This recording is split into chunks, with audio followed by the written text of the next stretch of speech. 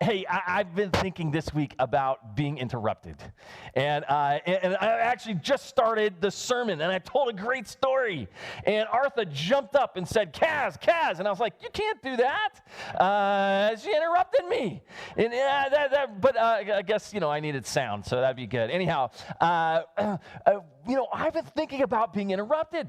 Some of you may be getting interrupted quite a bit lately. I know in my home, online school has started, and it seems like we have more interruptions than we do just regular time, right? Everything is interruption. Cammie's trying to get work done and help with 3 kids in the home, making sure that they're getting their schoolwork done, and I'm trying to help out with that and also get my work done, and so sometimes I'm home, and sometimes I go, I just got to go. I got to leave because it's so many interruptions. One of my favorite pastors several years ago, his name was Scott McKee. He's a friend and a mentor, and he was preaching a sermon. This was over 20 years ago. He was preaching a sermon, and as he's preaching, a baby starts crying, and he just stops his sermon right in the middle of the sermon, and he looks up, and he says, "Woman, shut that baby up." And I've thought, man, that is one bold move for a preacher. Not that I haven't ever wanted to do such a thing. Like, hey, dude, turn that phone off, or whatever. But everyone in the congregation was like, ooh, what? What they didn't realize was it was his baby, right? His wife was there, and they had a little baby, and the baby was crying. And so he goes, "Woman, shut that baby up." And then he stops, and he just starts laughing. And he goes, "I have always wanted to do that." His wife didn't think it was so funny, and she brought the crying baby to him in the pulpit, handed the baby to him, and walked out of the room. And so it was a memorable morning. I have no idea what the sermon was about, but I will not forget that moment, and we all laughed, and then he was stuck with a crying baby trying to preach. So it was a great morning. But I've been thinking about all the interruptions. There just are so many. Man, I've been watching. Hattie is in first grade, and she's doing school online, all day long, and her poor first grade teacher with 20 kids trying to teach them online, and it is insane. Every second there's an interruption. And you know what adds to it? The technology works like 50% of the time, right? So they'll say, well, we're going to show this video. Oh, now we have to wait on the video. Oh, it's not quite working yet. It'll get there in just a minute. Oh, this shut down. And the other day I'm walking through the room, and Hattie looks over and she goes, "Dad, our teacher got kicked out of the classroom again," and it's just become normal, right? There's just another interruption. And as I was thinking about it, it's really prevalent right now with the way our world is, but there have been some big interruptions, right? This COVID-19 has created some huge interruptions in the plans that you had for your life. It's created some interruptions in what you thought your family would be doing right now. It's created interruptions for some of you in the careers that you have, interruptions in work. It's created financial interruptions. I mean, we've had one interruption after another. And for some of us, it's not just COVID-19. There have been interruptions in life that you did not see coming. They're just part of the reality that you have to live with. Some of you expected your marriage to go a certain way, and it was interrupted. Some of you expected a life plan that included marriage and kids, and that didn't happen, and now that was interrupted. Some of you felt like your career should hit certain points, and you should have accomplished certain things by now in life, and yet it was interrupted. For so many of us, interruption really is a way of life. And yet I don't know how you deal with interruption, but I get a little bit grouchy. In fact, I get more than grouchy. I get upset about it. I don't do well with interruption. I actually have my office at the house has double doors, and they don't lock. And that is, it's a terrible thing, right? And so instead of locking those doors, I have rubber bands that I put around the 2 doorknobs, trying to keep the children and dogs and whatever else out. But no matter how hard I try, somebody always needs to come and ask Dad a question. And if that doesn't work, they use we have a little, these Google Minis that work like an intercom, and they'll interrupt by sending music into my office for me while I'm working on something. I don't handle that well. I wish I was just a gracious father. I know some of you are such gracious parents, and when you're interrupted, you just respond with love and kindness, and a kid comes running in, and you get down on a knee, and you see him eye to eye, and you greet him with a smile. I don't always, I'm just be honest here. The next person that bursts into my office, there's gonna be life lost here if anybody else interrupts Dad today. But when it's a big issue, when it's something like life, career, marriage, kids, and those kind of interruptions, they get me.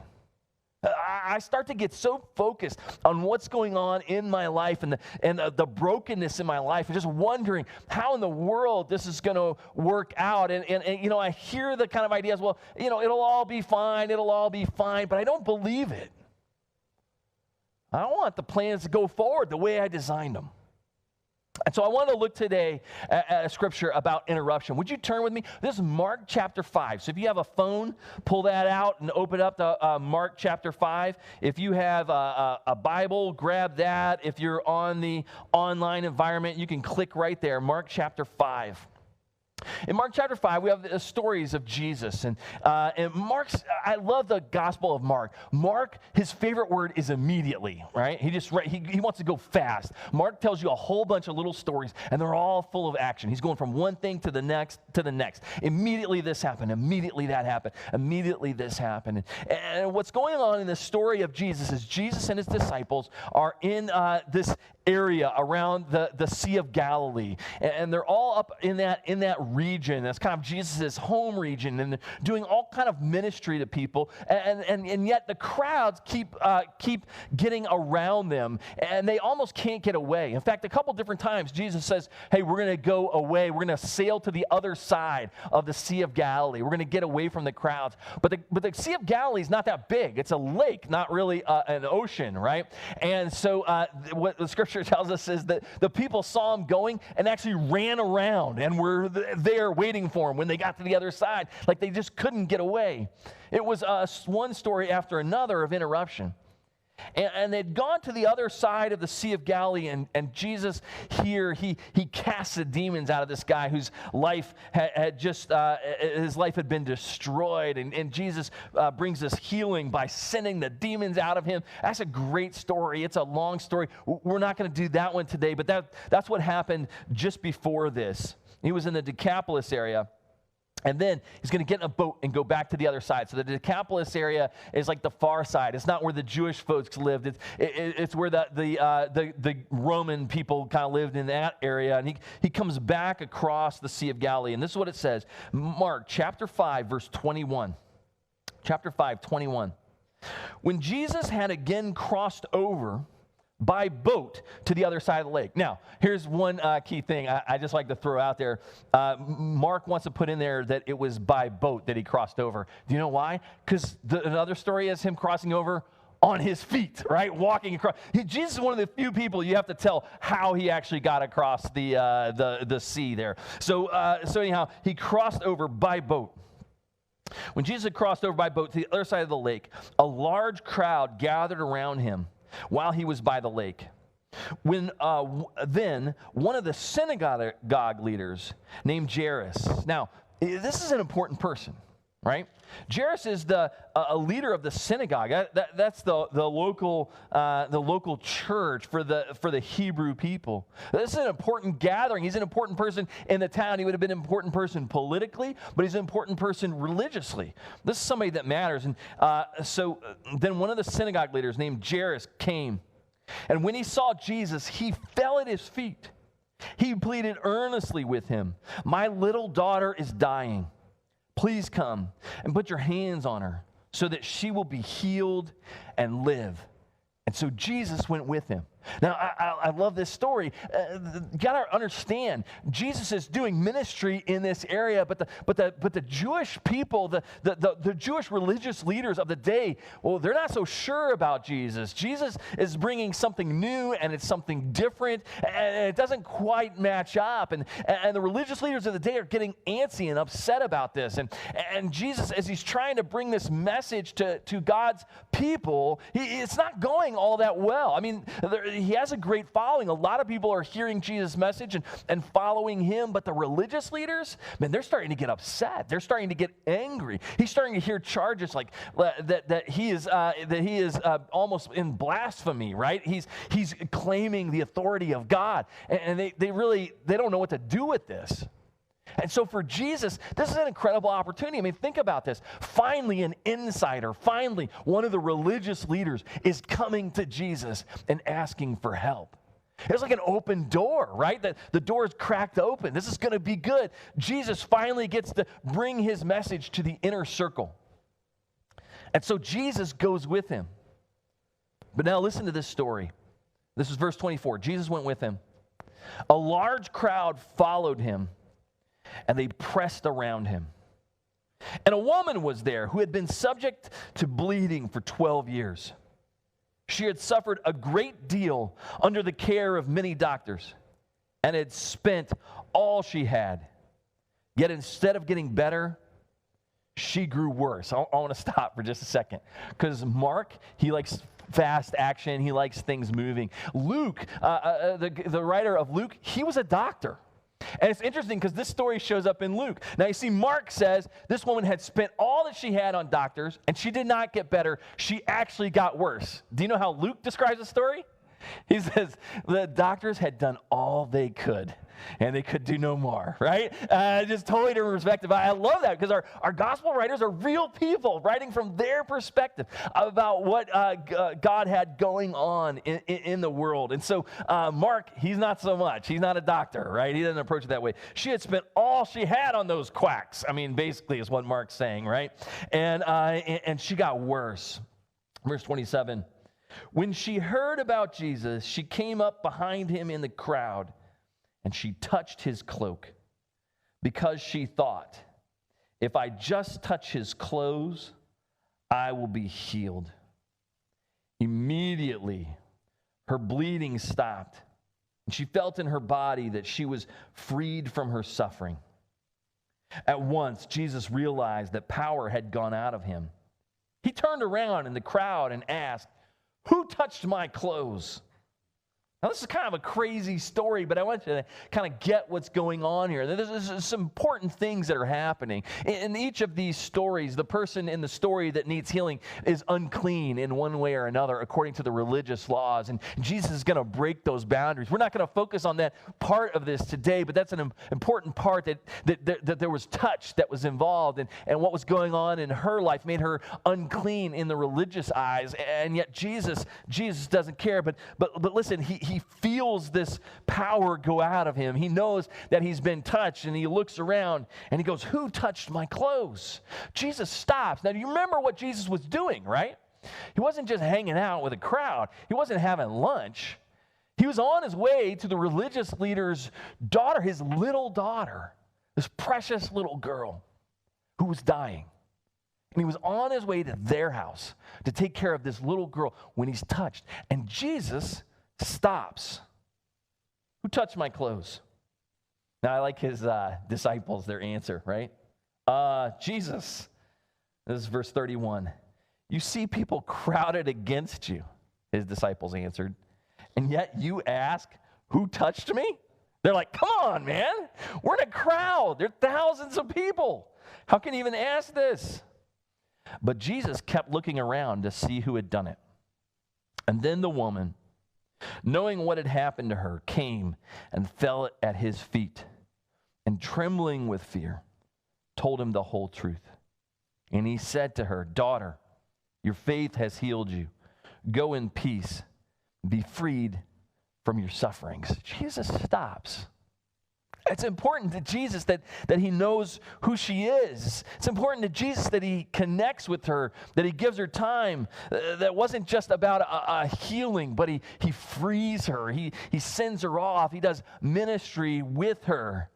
But if you're anything like me, in the back of your mind, you're going, hey, Jesus, look, the healing already happened, man. All she had to do, she just touched the hem of your garment. There's a whole backstory to why that's a significant thing, but we won't do that today. She touched it. She was healed. Keep moving, right? If I had been there with the disciples, I'd been like, hey, man, we've got somewhere to go. Like, it's not sit around and discuss things time. Verse 35. While Jesus was still speaking, some people from the house of Jairus, the synagogue leader, and Mark wants you to remember, because you've already forgotten, we're already in with this woman. He reminds you, the synagogue leader.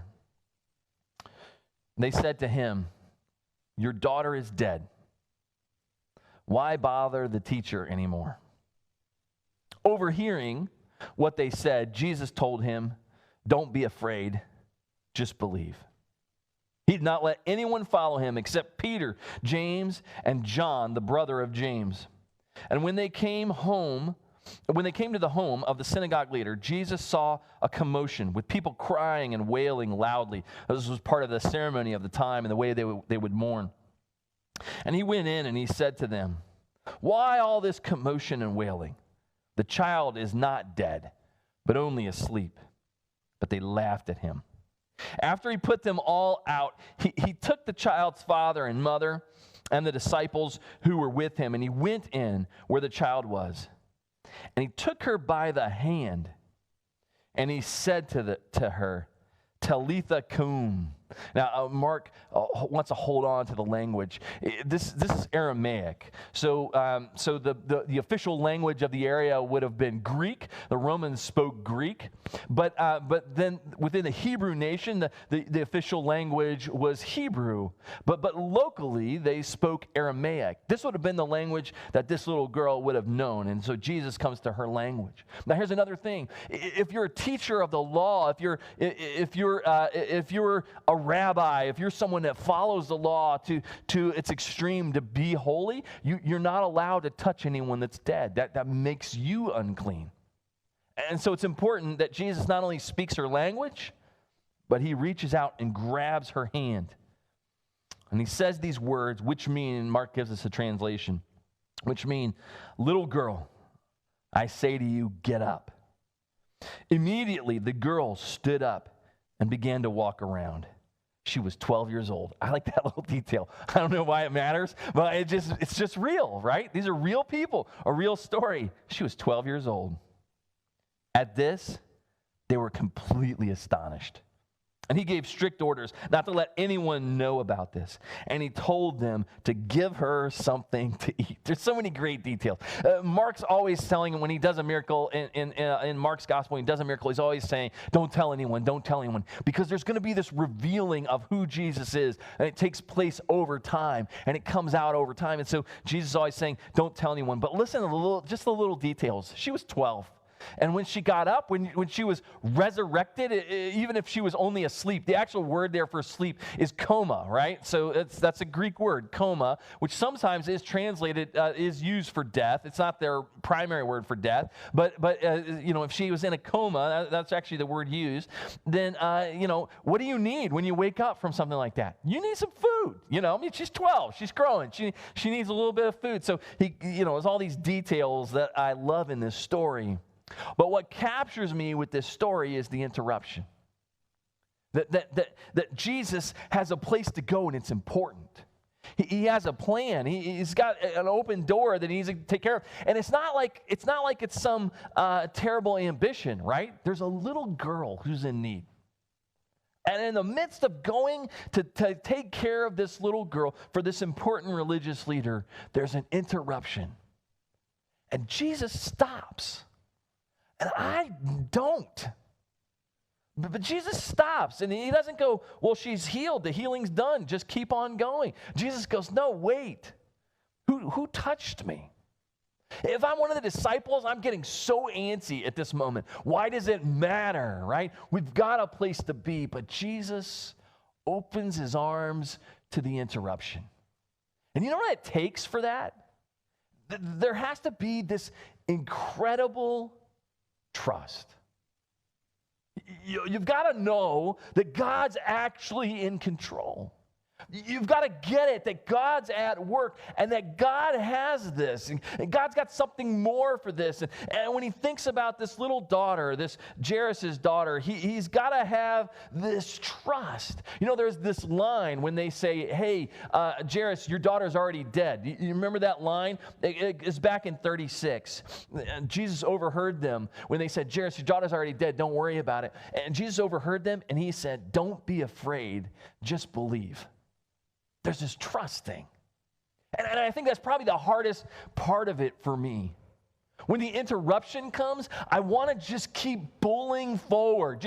There's something in lacrosse called a bull dodge, right? There's a lot of different dodges in lacrosse, and dodge just means how do I get around someone that's trying to defend me? And I get to watch that a lot. I have a kid that plays, and I've done some coaching, and usually you fake somebody out. But there's this one dodge in lacrosse where instead of faking anybody out, you just put your shoulder down and try to run them over. That's not really what I would consider a dodge, actually, come to think of it, but that's what it's called, and that's kind of what I tend to do when there's an interruption. I just put my shoulder down and say, well, if I just go harder, if I just go at it more, if I just get through this. And it's often because I don't have that trust. I don't have that don't be afraid, just believe. My kids have this playground kind of thing in the backyard, a play structure. And I've built it over many years. So because I built it with my kids, there's not one right angle in the whole thing, right? It's all sort of cattywampus. It's this big play structure that we've built, and we've had fun with it over the years. It's sort of a 2-story thing with some slides. And this year I put in a zip line. I mean, I was excited. I bought the zip line like 10 years ago when my older guys were younger, and it's been sitting in the garage. So it only took me 10 years to put the zip line up. But I finally put the zip line up for the little guys because they're just now old enough to do something like a zip line. I got it up, and I've never done a zip line before. Most of you probably have put in your own zip lines, and you know what you're doing. I didn't. So I put up the zip line. I don't really have that much of a place for a zip line, so it's kind of coming off the playground structure, and then it goes over the fence into a tree in the creek behind us, and that's where it's tied up. And so as you come down, the end of the zip line is a fence, and the fence is there, and that's how the kids get off. There's a fence to stop them from going on into the creek, and but it's a pretty solid zip line. There's a pretty good zip on it, but it goes kind of low. And I was just like, hey guys, just as you get close to the fence, if your feet aren't touching, jump off, right? You'll be like an inch from the ground, and this will be fine. Well, the 7-year-old did fine with that. She just got up there, she zipped down. No problem. The 5-year-old, though, this is a little bit different story. He gets up there, and he's on the line. He's a little bit nervous. He doesn't know what to do. And I say, buddy, just trust Dad. This is going to be so fun. All you got to do, hang on, right? You don't want to fall off right at the top. And just hang on. You'll zip right down. And then when you get to the bottom, just step off. You'll be right at the thing. Well, this little guy gets on there, and with great trust in his dad, just holds on. And I said, you got this, man. 1, 2, 3, go. And he steps off. I mean, you got to literally step off the play structure. And you talk about the trust in his dad. And he zips down. I mean, joy on his face. It's excitement. He's like, ha, ha, ha, he's free. He forgot, though, at the other end. And he's not actually tall enough to stop before the fence. And so what happened at the end wasn't as good as what started at the beginning, because he just ran smack into the fence. I mean, just held on. Bam! And his head just hit straight on the fence, and he kind of bounced off, still holding on, and then went back into the fence a second time before Dad could get to him. And I felt terrible. This kid trusted me. He still goes on the zip line, in case you're wondering, but now he demands that Dad is standing in front of the fence to catch him first, which is fair. And so we haven't fixed the safety problem. Maybe someday I will, but this poor kid, he trusted me. I don't think he'll ever trust me again. And I feel that way in my own life. When the interruptions come, I have a hard time trusting. You know why? Because I've hit some bumps before. Now, if I think back on those bumps and I begin to look at the bigger picture, though, I start to see with some clarity that in the bumps, in some of the hard times of my life, God actually did incredible work. That it was in some of the hard times of my life that I had to go to other people for help. I don't like going to other people for help, but do you know that God began to work through other people? That in some of the hard times of my life, I had to face this humbling thing that I don't have it all together, that I can't make it all work myself. And in that humility, in that brokenness, I actually got to see God work. I've seen that in my marriage. I've seen that in my ministry. I've seen that in my life. That through hard times, through broken times, God actually began to form in me who he longed for me to be. It's true for each one of us. And I want you to think about that right now with this giant interruption going on in your life. Where are you at with the interruptions? Are we open? You know, Jesus was open to stop. He goes, who touched me? And the disciples said, keep moving, keep moving. He said, no, wait. No, wait. He had this incredible sense of security. No, God's still at work. I actually have time for this interruption. He didn't, right? The girl died. But he had the sense that God was at work. And because God's at work, the interruption is just part of life. It's part of God forming him. What interruptions are you facing today? How might God be at work? I want to encourage you to ask that question this week. God, where are you at work in this? That this isn't just something we have to get through. We'll just close our eyes and in a couple of months it'll all be better. No, God, how are you going to be at work in this? God, what might this interruption be doing in me? What might you be forming in me? And begin to give things away to God. God, you've got to take control of life and where things are headed because I can't. But there's another part to this too. And I want you to think about this. Jesus wasn't just open to what God might be doing in him. I mean, that's my first reading of this. The first layer was like, well, he was interrupted, but he was willing to stop and see God do work in him. And I wonder for you, how might God be at work in you? But there was a second step to this. Jesus was actually willing to stop and be used. That he was willing to let God do ministry in him and through him. And guys, I've watched so many of you I've talked to you about your jobs and your industries and your families. And I've been just blown away and encouraged to talk to a family that was saying, look, it's just made some incredible time for us as a family, even though things are different. I mean, we found a way to grow close together. I've talked to other people where their jobs have completely shifted, and yet they're just using this amazing creativity that was given to them by the Holy Spirit. And I wonder for each one of you, how might God want to use you in a special way in this interruption? This interruption really isn't just about surviving, but God actually could use you. Not just that God's going to work in you and form you, but God's going to use you to minister to the people around you in this moment and in this interruption. We're all interrupted. I just don't pay attention to my interruptions. I don't pay attention to the idea that God might be at work in this thing. I don't pay attention to the idea that God might want to use me to impact the people around me. Well, I want to pray for us, and I want to send you off this week, inviting God into the interruption that really is all around you. Let me pray.